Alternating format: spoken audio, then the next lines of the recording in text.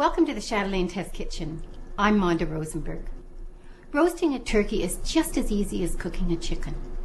The only difference is the size. And it's this size that a lot of people find intimidating. So we're going to take you through all the steps to producing a golden, succulent bird. First, if the turkey was frozen, it takes a minimum of 3 days to defrost a turkey just this size. What you have to count on is 1 day for every 4 pounds of turkey. Therefore, if you had a 20-pound turkey, you need 5 days for it to defrost in a tray in the refrigerator. And once it's defrosted, the first thing you do is remove the bag that contains the giblets, the heart and the liver. And you can chop those up and fry them with the onions when you do the stuffing, or you can simmer them in water and use that for your gravy stock. It just gives lots of flavor. And then you rinse the bird with cold water, both inside and out, and then pat it dry well with paper towels. Then you're ready to stuff. And there are 2 cavities to stuff, the body cavity and the smaller neck cavity. It's easiest to start with the neck cavity, and I always take Henrietta, just flip her over on her breast like this, and then the stuffing goes right in here. The stuffing that I'm using is just a classic bread stuffing, to which I've added a few nuts and some apricots.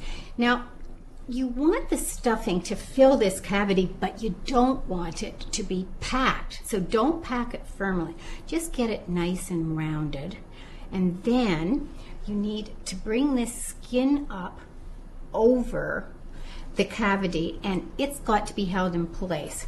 I'm going to use skewers, little turkey skewers, and you can use bamboo skewers if you like. You can use a needle and thread. If you don't have any of them, don't worry about it. Just be sure that when you put the bird in the oven that you keep this skin flap underneath the bird. You might even need a piece of foil to make it more secure.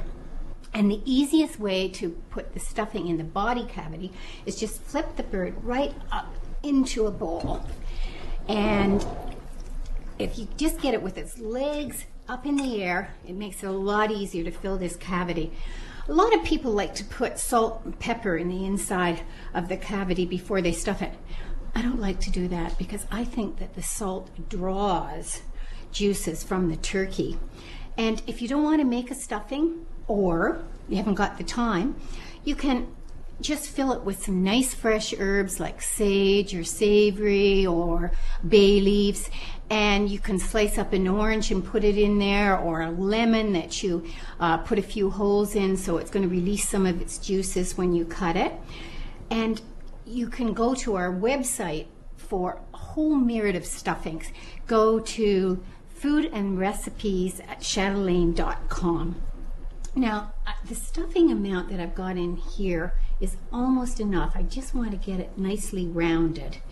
And the trick to closing this area and keeping the stuffing in is often taking the legs and putting them underneath this skin flap.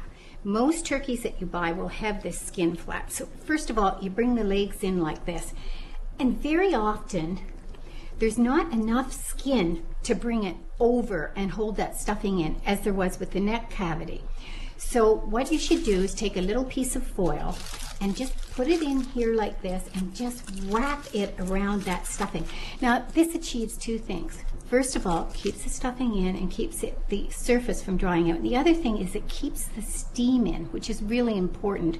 As the stuffing heats up, you need to keep that steam in to bring the temperature of the stuffing up to the proper 165 degrees. Okay, the bird is now ready to roast, and we're going to do that in the next segment.